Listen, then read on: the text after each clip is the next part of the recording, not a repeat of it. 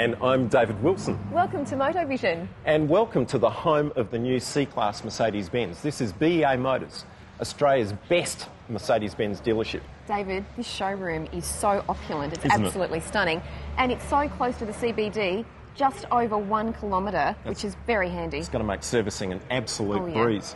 We, Karen, need to say thanks to a few people who make MotoVision possible. We sure do. We need to thank Bill McKenna at North Terrace Tyres, plus GraphPack Corporate Clothing, who do a great job on our crew gear. They do. And Big Button Internet for hosting our website. Check it out online at motovision.com.au. But without further ado, let's check out today's show. Let's go.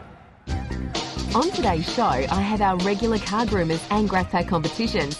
David looks at one very economical Mercedes-Benz, and I test drive the crew vehicle's Kenwood in-car multimedia system, which is very cool. Looks like we're in for another great show. First up, here's David.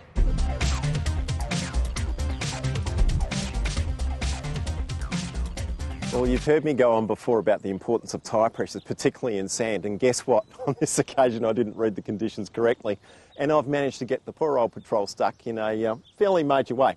However, help is at hand because I've got this fabulous Warn 9.5 XP winch, and it's a great tool, and I'm going to show you how to use it.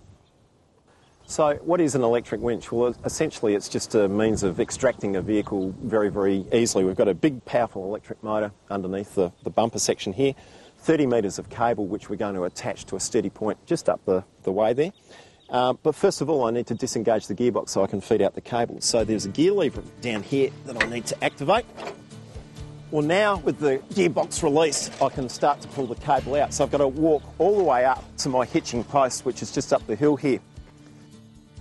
The 9,500 pound XP winch on the front of the Patrol is ideally suited to this vehicle. If you've got a bigger car, you'll need a bigger winch. It all depends on what the gross vehicle mass is. 9,500 pounds is rated with the first complete wrap of cable on the drum. Each subsequent layer of cable produces a reducing capacity for the winch to pull, but I've got something to deal with that too.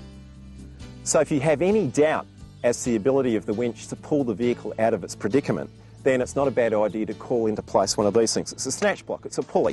What we do is we open it up like that, feed the cable through the wheel, close it up, and then we can attach it via a bow shackle to the tree trunk protector that I've got installed up there. In this case, it's not an issue because I've got enough cable length to get me up to the tree trunk protector here. I'm going to use a rated bow shackle. This one's rated at 4.7 tonne. I'm going to feed it through the eyelets of the tree trunk protector, just like that. Reinsert the pin. And whilst I'm talking about tree trunk protectors, it's always a good idea to protect the environment. The beauty with a tree trunk protector is it spreads the load that we're going to place on the tree over a wider surface area. If it were just cable, you'd cut straight through the bark, and if this were a live tree, it wouldn't be live for very long.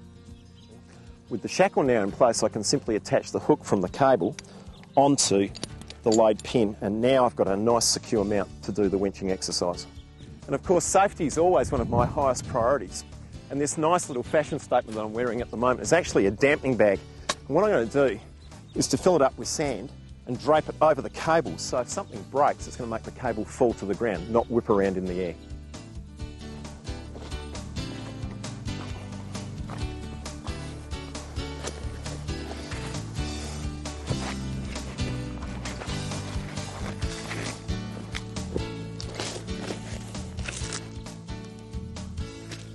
So now I'm a very happy chappy. I'm all installed up the other end there, nice and secure.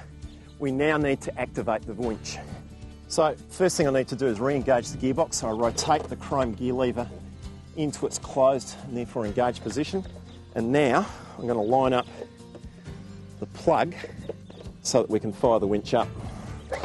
And of course, to help the exercise along, we need the engine running. On a fast idle, that'll supply enough electrical energy to satisfy the demands of the winch. With the engine running, now it's time for one last safety check. So I'm just going to power up the winch, pull in the cable and get it up nice and taut, and then I'll check and recheck our connections. Of course, now we've got a tight cable, it's not prudent to step over them, but I am going to check all my connections.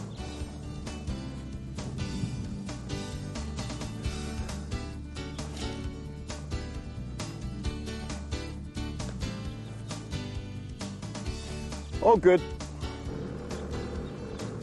Well, it's time to get the patrol out of the bog, so I'm going to jump in the driver's seat and do it all from inside the cabin.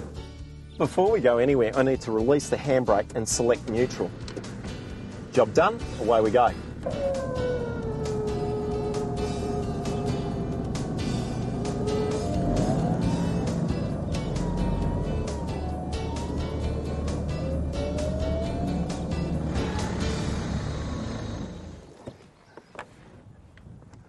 Well, how easy was that? Another problem solved by the boys at ARB with the fabulous Warn winch.